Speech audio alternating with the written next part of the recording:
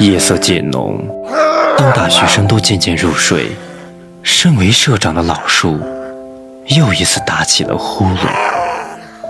我好害怕呀！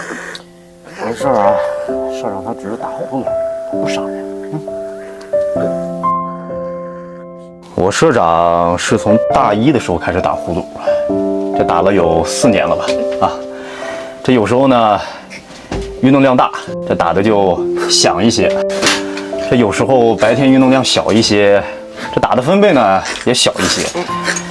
那要失恋的话呀，那整栋楼那就别睡了。那他打呼噜对你们影响大吗？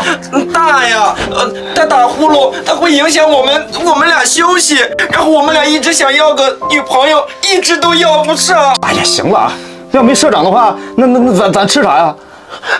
我就想要个女朋友，那也不能天天打呼噜。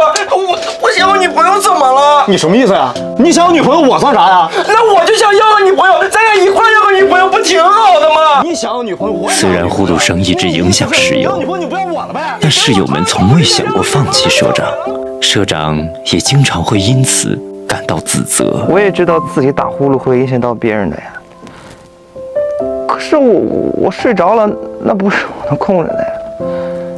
我又不是没付出过努力嘛，我也想戒掉呼噜，可是戒不掉啊。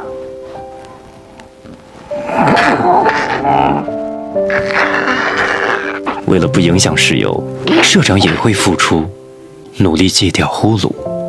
我现在一般晚上都睡得很晚，为了能够让室友早日和休息好，快点要上女朋友。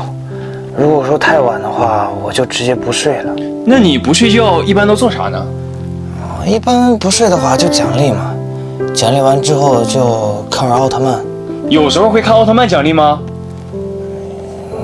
那对于我来讲，看奥特曼就是一种奖励嘛，毕竟奥特曼那么多。那有时候实在困得不行了呢？实在困得不行的话，就有时候会拿水滋自己。哎呀！对，滋自己嘛。如果说还困的话，那就得出去走走。那你这样不累吗？累呀，没办法呀，为了室友的幸福嘛，呼噜戒不掉的，戒不掉。一句为了室友的幸福，却道出了社长的心酸和无奈。来了，我操！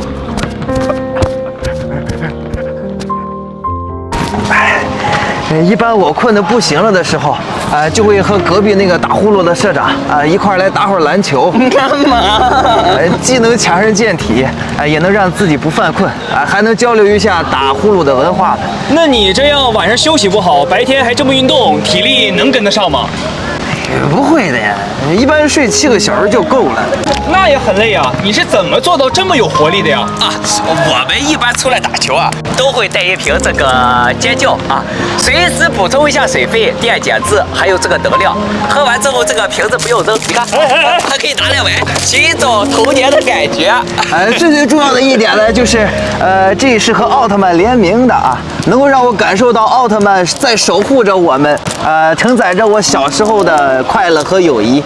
迪迦呀，泽塔呀，赛罗呀，是不是？那你们有没有想过，你们白天这么大的运动量，晚上那么累，这呼噜它不会打得更响吗？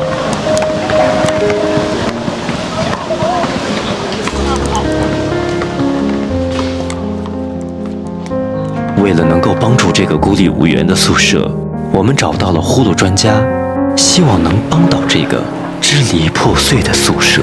专家您来了，快进吧。好，这个具体情况我已经了解了，我打算使用这个叫醒治疗法，还有这个呼噜音量压过法。专家，这能行吗？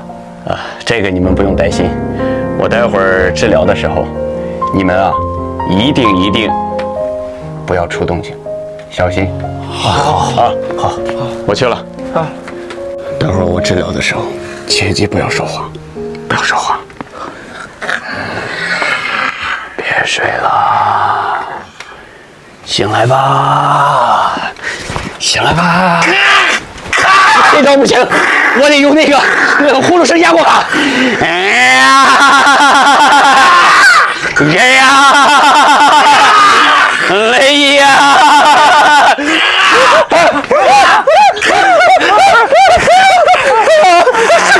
舍友是我呀，我是你舍友啊！你忘了吧？我们一起吃过的烤肉拌饭，我们一起去过的图书馆。不管你变成什么样，我都是你的舍友啊！你来吧。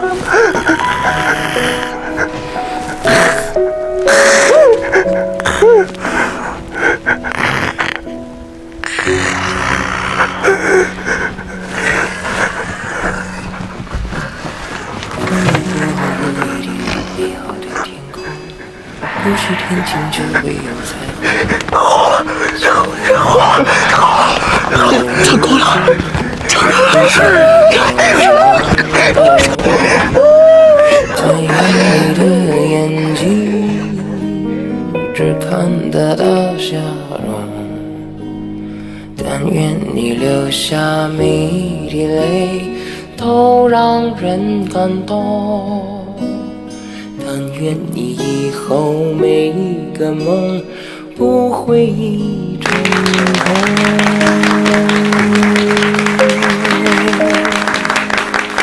天上人间，如果真正的角色，也是让你永远在对边的那个风。